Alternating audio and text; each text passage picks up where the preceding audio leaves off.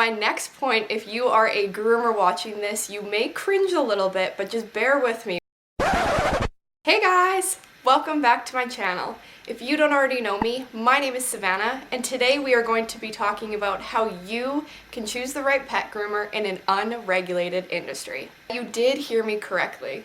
The grooming industry is unregulated. This means that there are currently no requirements for schooling, testing, sanitization standards, or inspections of facilities. Now this can be very scary because you are leaving your furry little children in someone else's hands. So I want to give you guys some tips as a professional how you can choose the right groomer in an unregulated industry so you can have the peace of mind that they are going to be safe and with somebody that you trust. My first tip of choosing the right groomer and the right place to bring your pet to be groomed is to ask questions. Have an open conversation and get to know the groomer a little bit.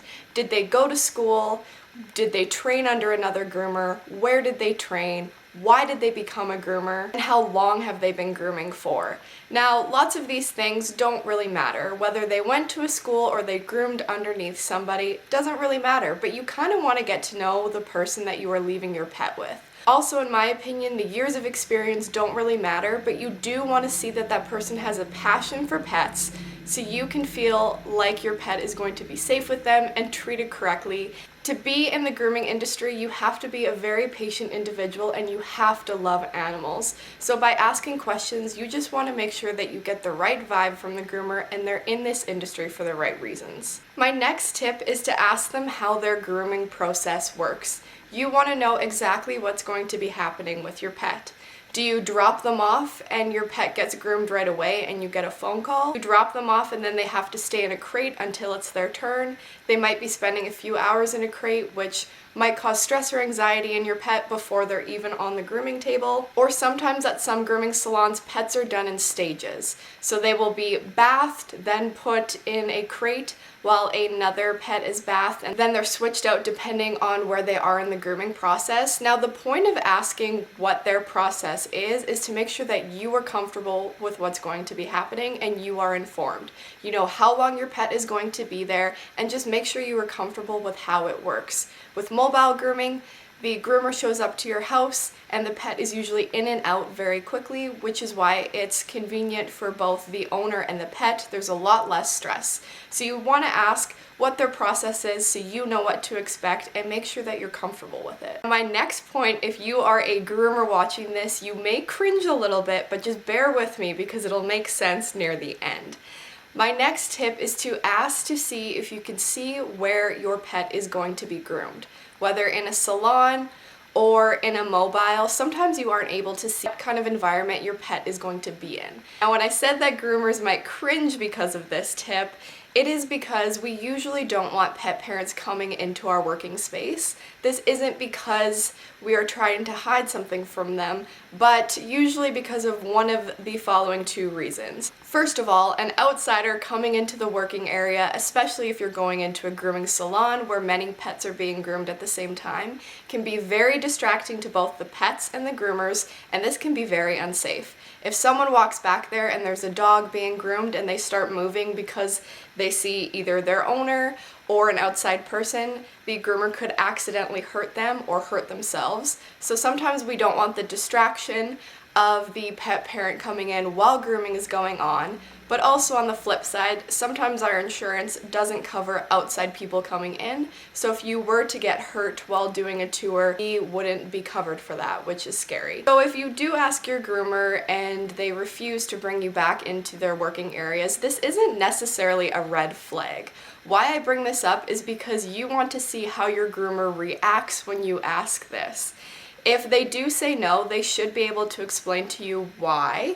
And the main reason that you're asking this question is to get a vibe from the groomer. When you are picking a groomer, a lot of it, I'm going to get into this in the next point, you have to trust your gut, whether they're in this career for the right reasons, etc. So really you're asking this question just to make sure that you're getting the right vibe, they're being honest, and if you really do want to see the facility that your pet is being groomed in, maybe you can offer to come at the end of the day, right before they're closing, and see the area when there's no more dogs in there. If they do let you see the area, you want to make sure that you're comfortable with everything you see.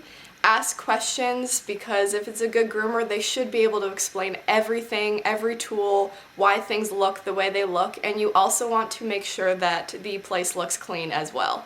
Keep in mind, if you're coming during the day, things are probably going to look really chaotic. There's going to be hair everywhere, etc. I'm sorry, groomers, that you might get some people asking to see your facility, but really I want people to ask this question to see how the groomer responds, to see if they're trustworthy. My next point that kind of goes with the one before is, what is your gut feeling? If you are a pet owner dropping your pet off at a grooming salon, chances are you don't really know much about grooming, so it's hard to know what to look for. But mainly, I just want you guys to follow your gut feeling. Do you have a good gut feeling about that groomer, about the grooming salon? I think that's one of the most important ways to base your decision. We all have inner intuition, and we really just need to listen to it. Next point is very important for both your pet and also the grooming industry in general, and that is, do not price shop. Most groomers price with each other competitively, and that's how the grooming industry should be. Most prices should pretty much be on par, with examples of mobile grooming where there might be an extra service charge because they are driving to your home.